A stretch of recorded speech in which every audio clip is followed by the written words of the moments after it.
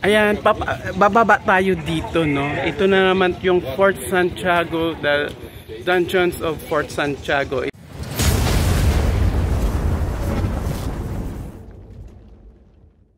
Ito yung pinaka-tunnel yan sa pinakababa. Ayan.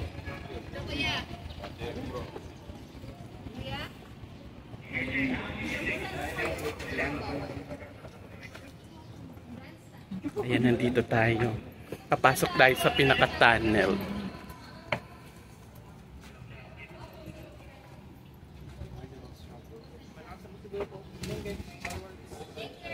Ayan. May notice, you are entering hallowed grounds. Please conduct yourself with dignity and respect at all times. Kasi dito ng panahon na yun, no? Ng panahon ng mga Kastila, yung mga tawag nito, yan, grabe. Parang kuweba style ang pinaka-entrance niya rito. Tapos pagdating dito sa loob, ayan, maluwang naman siya.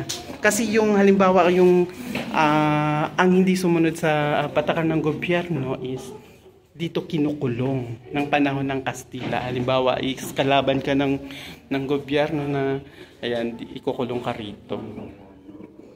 Ayan, pupunta tayo dito.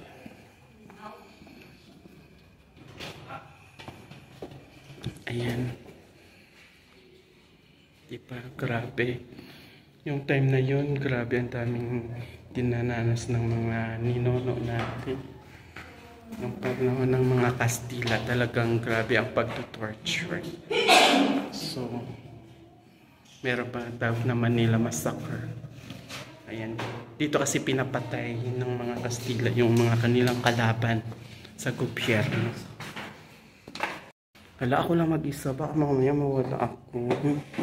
Ayan, papasok na naman tayo sa isang butas, no? Parang ano siya, kuweba. Grabe.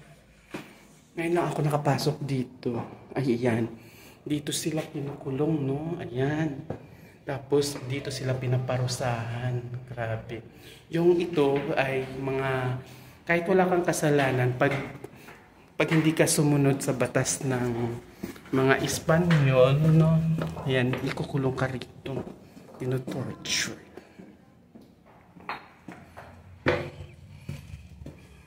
Grabe. Tingnan mo, napaka-ano. Ito yung wall nun.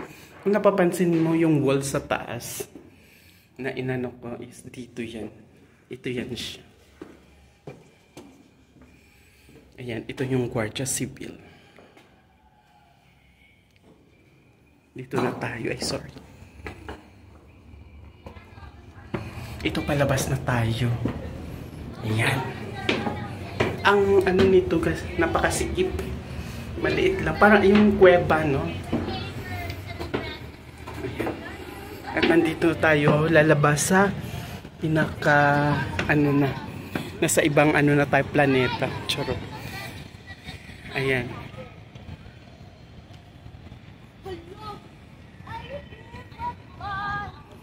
Ngayon nasa ibang ano na rin, ibang lugar tayo.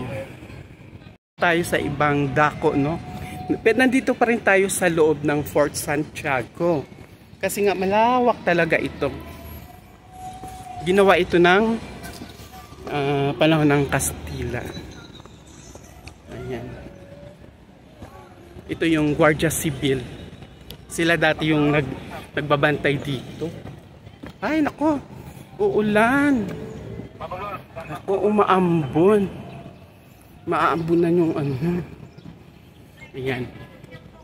Ito yung dinadaanan natin sa taas. Ito yung pinaka-wall nga makikita natin.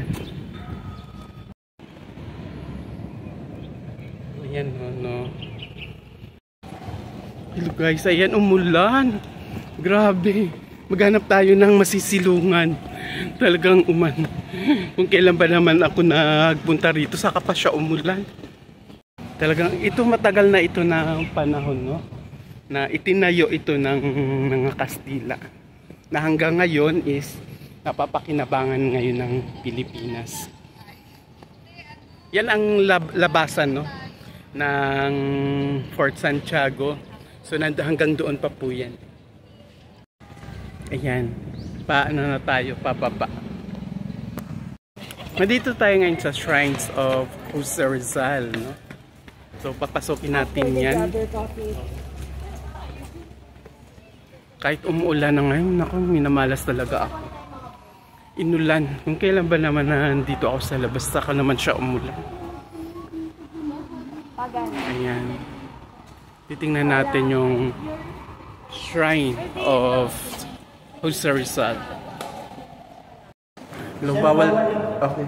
Bawal daw po mag-video dito sa loob. At ayun, kalalabas lang nga po natin dun sa sa Shrine of Rizal. Dun kasi bawal ang mag-video kasi nandun lahat yung live, mga ni Rizal, kung paano siya nagsimula, no? Pati yung pag-aaral niya. At isa sa mga ay sinulat ni Dr. Jose Rizal, ang El Filibusterismo at No Limitang Hiri, na nang nag-aaral ako ng high school, talagang isa sa mga subject niyan, ang No Limitang Hiri, tinuturo no ng third year high school ako. At ang El Filibusterismo tinuturo naman sa fourth year. Ngayon, pupunta tayo ngayon sa mga instruktora sa Intramuros. Ito yung Manila Cathedral. Ayan, pupuntahan natin doon.